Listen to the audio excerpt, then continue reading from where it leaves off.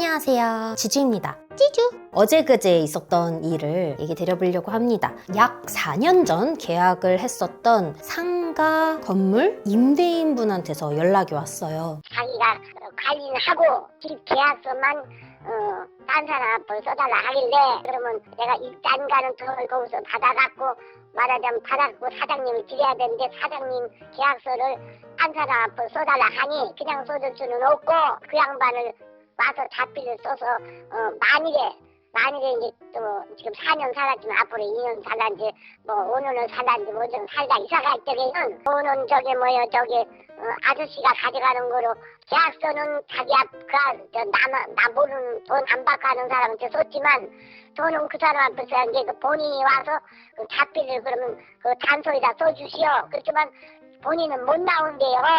응? 자기가 뭐 다 띄어갖고 온대요. 띄어갖고 오는 게 백날 띄어갖고 무슨 소용이 있어요. 돈도 안 주고 계약서를 내가 고쳐서 써줄 수는 없잖아요. 말하자면 계약서 쓰는 사람을 내가 데리러 오라 그랬어요. 아니, 장사는 자기가 하는 시간에 계약서는 딴 사람 앞으로 냉기를 놓고 자기가 장사를 한다는 거, 그 말이 안 되잖아요. 왜냐면 영업 감찰을 낸다고 그래요. 그럼 영업 감찰을 내더니 뭐를 내더니 하는 건 당신네 사정이고, 왜 못 나오냐, 이게 먼저 산다. 먼저 사는 사람 같으면 나 이제 안 해줘요. 그때문에 양전 또 세종시 산다. 아니, 세종시면 여기서 뭐 별로 멀지도 않네. 세종시 사는 사람은 멀지도 않은데 왜 그 사람은 나와서 자필을 쓰라는 게 자필을 안 낸다 그러고 무슨 소리만 자꾸 소리만 띄워온대. 저도 지금 말씀드리는 게 그분이랑 저희가 뭐 직접 통화를 한 게 아니라서 정확하게 어떤 사정인지는 모르겠으나 말씀하신 게 맞아요. 그렇게 요구를 해서 직접적으로 계약을 해서 너 계약은 끝나고 아예 새로운 사람이랑 계약을 할 거면 이렇게 하자, 이렇게 얘기를 하신 거잖아요. 2년을 있을지 5년을 있을지 모르니까. 근데 만약에 다른 방법이라고 하면 임대차 권한을 아예 양보양수한다. 그래서 자기가 여기 나중에 뭐 보증금을 돌려받지 않겠다라든지 완전히 그 계약이 파기됐다라는 증명을 가지고 계시는 게 그 두 번째 단계로 좋아요. 딴 사람한테 계약서 써주고 자기가 장사한다는 건 그게 순서가 안 맞잖아요. 저도 상황은 몰라요. 그냥 상상을 하면, 예를 들어 그분이 뭐 회사에 취업했는데 이중 취업이 안 되는 사람일 경우에 자기가 장사를 하지만 명의를 뭐 친구 걸로 가족 걸로 이렇게 돌리겠다 이러는 사람들도 또 있어요. 그러니까 그것까지는 우리가 사정을 모르겠고. 미안해요. 계약서 쓸 적에 마누라가 친해를 안 보내. 그래, 왜 그 아저씨 앞으로 계약서 쓰지? 식구한테 계약서 쓰세요. 그러는데 마누라한테 쓴다 그래. 그럼 됐네요. 그러면 가족관계상 얘기 마누라가 맞은 게, 배우자가 인제 와서 4년을 살고 나서 인제 와서 뭐 이치한테 쓰는지 박씨한테 쓰는지 뭐 동생한테 쓰는지 모르는데 그 양반을 나오라고 하세요. 나오라고 해서 부동산 가서 자필로 받으면은 받고, 그 양반 돈 주면 나는 돈을 못 준다. 나는 안 받아. 포기 각서를 쓰라는 게 그건 못 한대요. 조금 뭔 말인지 모르시겠죠? 저도 처음에 잘 듣고는 있는데 이게 무슨 말인가. 임대인분이 혼동하는 것도 있긴 하는데 임차인분과의 소통에서 뭔가 오류가 난 그런 부분들이 있는 것 같아서 저도 제 생각대로 추측을 하면서 말씀을 드렸어요. 그리고 제 세입자분한테 그 이후에 전화를 했었는데 이 과정에서도 참 쉽지 않았습니다. 이런 게 사실 중개사의 일상, 계약 이후에 일어나는 일상이긴 하는데, 우리가 계약을 한 이후에 상가 임차인분이 도중에 뭔가의 사정이 생겼는지 본인의 와이프 이름으로 계약서를 다시 썼대요. 정확하게 언제 시점인지는 모르겠으나 그때 당시 임대인분은 와이프니까 뭐 처리를 해줬대요. 근데 이번에 이제 4년 딱 만기를 채웠는데 어떤 모르는 뭐 지인, 동생한테 그 명의를 넘긴다. 이거를 임대인이 왜 이렇게 하는지도 자기는 이해가 안 가고 보증금을 나중에 누구한테 돌려줘야 되는지 그것도 문제고 그럼 운영을 뭐 이 사람이 하는데 왜 이거를 굳이 바꿔야 되는지 그 이유 자체가 납득이 안 간다. 이유를 설명을 했어도 납득이 안 간다.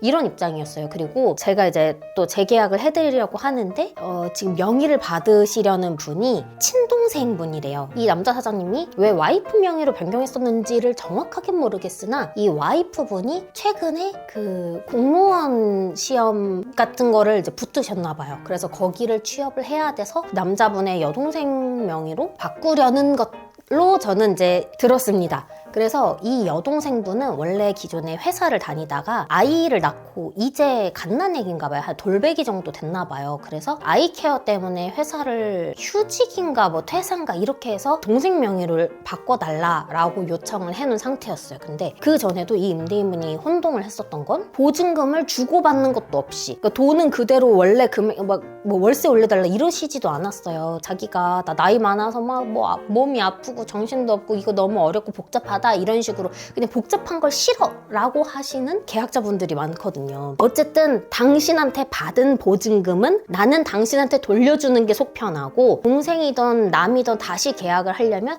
그 사람 명의로 보증금을 다시 받았으면 좋겠다 였어요. 정리를 하면 자녀 명의로 전세 계약을 했지만 부모님이 보증금을 지원해 줬기 때문에 최소한 몇 천만 원에서 막 1억 막 얼마 이렇게 되잖아요. 요거 자녀한테 그대로 가면 부모 자식 간에도 문제나 이런 트러블이 발생할 수 있기 때문에 왜 내 돈인데 이쪽으로 보냈냐? 당신이 잘못했지. 내 돈은 나한테 보내야지. 그 입금 내역도 내 이름으로 들어가지 않았냐? 라고 하는 경우가 있기 때문에 이렇게 애매할 경우에는 저희는 나중에 보증금 반환하는 계좌번호까지 계약서에 써드리는 적이 꽤 많았어요. 또 하나는 그럼 운영은 그대로 남자 사장이 하겠다고 하는데 월세는 그럼 누가 입금을 하겠냐? 사실 뭐 월세 그동안 밀린 적도 없고 4년 동안 밀린 적도 없고 월세를 밀릴까봐 걱정되거나 이것도 없대요. 보증금이 있으니까. 근데 그냥 그게 다 골치 아프고 복잡하다 이거죠. 한 명이 운영해서 한 명의 명의로 한 명이 돈을 냈으면 이게 가장 정상적이고 깔끔한 방법인데 이런 것들이 다 이제 복잡해가지고 싫다, 하기 싫다 이런 입장이었어요. 다음 주인가가 설 연휴거든요. 그 날짜 맞추는 것도 힘들어 죽겠어요. 지금 이게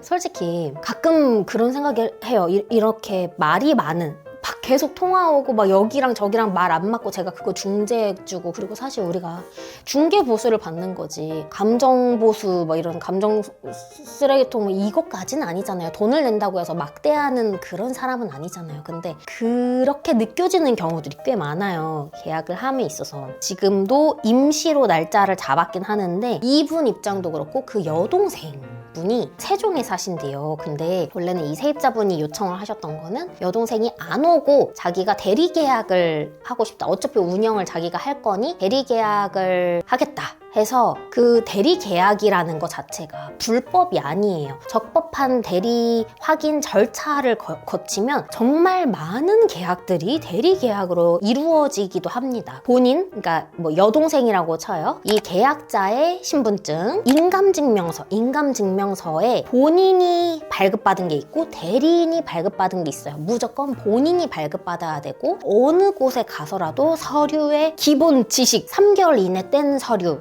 이러니까 그 기간들도 확인을 하셔야 되고 대리인 위임장 누가 누구한테 대리를 맡기는데 어떤 거를 대리를 맡기느냐 예를 들어 부동산에는 그런 게 있어요. 어떤 아파트에 매매 계약 대리를 맡긴다 아니면 어떤 집의 전세 계약 어떤 상가의 임대차 계약이라고 정확하게 그렇게 표시를 해주시면 됩니다. 그러면 그 위임장에도 인감증명서에 나왔던 인감도장이 찍혀 있어야겠죠. 또 여기에 당연히 대리하는 분의 신분증도 확인해야겠죠. 대리인이 어차피 올 거란 말이에요. 어차피 오는 사람의 신분증도 확인을 해야 되고 여기에 저희가 더 플러스해서 본인이 진짜 타지에 있어서 사정이 있어가지고 못 오시는 분들이 진짜 많아요. 그래서 좋은 방법으로는 통화하는 거 영상통화도 굉장히 좋아하세요. 상대방들이. 더 나아가서 지금 같은 경우에는 굳이 필요는 없지만 그래도 이것까지 확인하고 싶으시다 하면은 가족관계 증명서 이런 것들로 저희가 대리 확인을 할 수가 있습니다. 근데 설명을 드렸어도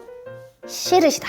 하셨어요. 계약하는 사람이 여기 와야지 자기는 아무리 그게 적법한 절차여도 다 인정 못한다, 싫다라고 하셨어요. 근데 이게 지금 같은 경우에는 사실 임대인은 싫다 하면 그냥 안 하면 그만이에요. 그러기 때문에 임차인이 이런 상황에서는 맞춰줘야 할 필요가 있습니다. 그래서 저도 이 부분을 임차인분한테 잘 설명했어요. 뭐 평일 주말 이런 거 상관없다 하셨고, 설 연휴, 설 전 이것만 아니면 된다고 하셨고, 또 지금 임대인이 사는 곳이 어디 쪽인데 혹시 가능하시면 동생분 잠깐 이제 오셔가지고 이 임대인 집 근처에서 후딱 쓰고 가시는 방법, 아니면 이 동생분이 있는 세종으로 우리가 3명이서 다 같이 이동하는 방법까지 저 임대인분한테 이거 가능하시냐고도 확인을 받았다. 물론 그럴 때에는 저희가 차를 끌고 모셔가야 돼요. 그러면 사실 이제 내 중개보수에서 기름값까지 빠지고 왔다 갔다 이동 시간만, 우리 막 출퇴근 시간 잘못 걸리면은 2시간은 그냥 뚝딱 지나가는 거거든요. 그런 것까지 생각하면 저도 스트레스인데, 근데 어쨌든 이거를 진행을 하는 게 가장 우선이기 때문에 그렇게 조율을 해놓은 상태입니다. 사실 이제 신규 계약으로 그냥 아예 하자고 최종 정리를 했어요. 왜 그 부분도 좀 체크를 하는 게 좋냐면, 상가일 경우에는 상가 임대차 보호법, 상가는 우리가 최장 10년까지 임대 계약을 할 수가 있어요. 임차인한테 유리한 거죠. 임대인은 상관이 없어요. 길게 있어서 안정적으로 있으면 좋긴 하는데, 굳이 이러면은 뭐 월세도 많이 못 올리고 약간 그런 거를 싫어하시는 경우들이 있기 때문에, 이 남자 사장님이 최초에 저희가 계약을 해드렸는데 와이프 명의로 바꿨고, 언젠진 모르겠으나 와이프 명의로 바꿨고, 지금 이제 여동생 명의로 바꾸신다고 했을 때 임대인분한테도 저희가 설명을 드렸던 건, 이게 사람이 다르기 때문에 이때부터 10년이 아니라 이때부터 10년의 임대차 계약으로 이제 정리를 잘 해드렸어요. 그래서 재계약을 할 때에는 이런 거를 한 번은 더 말씀드리는 게 좋습니다. 그리고 이게 우리가 아무리 말한다고 해서 진짜 자기는 못 들었다 하시는 경우가 정말 많아요, 중개를 할 때. 그래서 가능하면 되게 별거 아니고 되게 당연한 것 같지만 내가 이런 설명을 했다는 것도 확인 설명서에다가 그냥 자잘하게 다 적어주시는 게 가장 베스트입니다. 사실 운영을 누가 하든 말든은 중개사나 임대인한테 큰 부분이 아니에요. 보증금 월세 누구한테 들어오고 내가 보증금 누구한테 낼 거고 월세 밀리지 않는가, 이게 더 중요하기 때문에 그게 가장 우선이고, 근데 관리를 이분이 한다고는 했으니까 계약서에 누가 관리를 하는지, 남자분의 이름이랑 연락처 같은 거를 이제 책임자잖아요, 이 상가에. 그렇게 계약서에 적어주시는 것까지 해주시면 좋습니다. 그리고 지금처럼 가족이 아니고 만약에 최초에 제가 임대인분한테 들었던 설명처럼 뭐가 어쩌고저쩌고 이렇게 하시는데, 그때는 처음에 여동생이라는 얘기도 그것도 모르셨고 그냥 아는 지인, 아는 동생 이렇게 얘기를 하셨어요. 그래서 이럴 때에는 불법 전대차에 문제가 생길 수가 있어요. 임대인은 동의하지 않았는데 얼렁뚱땅 그걸 생략하면서 설명을 해서 나중에 전대차 보호, 뭐 임대인한테 주장을 할 수 있다, 월세를 밀렸는데 전차인이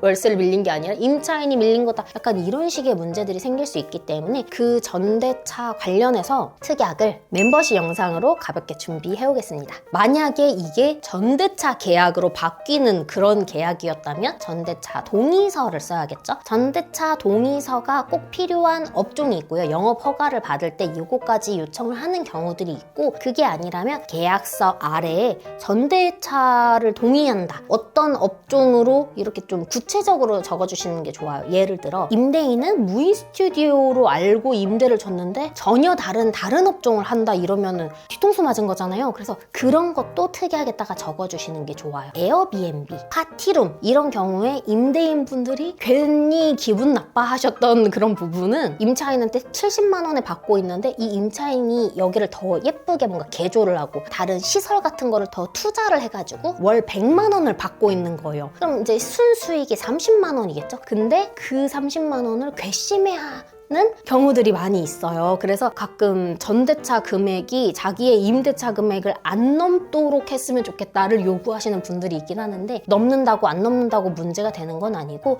업종의 특성에 따라서 또 달라질 수 있다라고 그렇게 이해를 해주시면 됩니다. 찌쭈!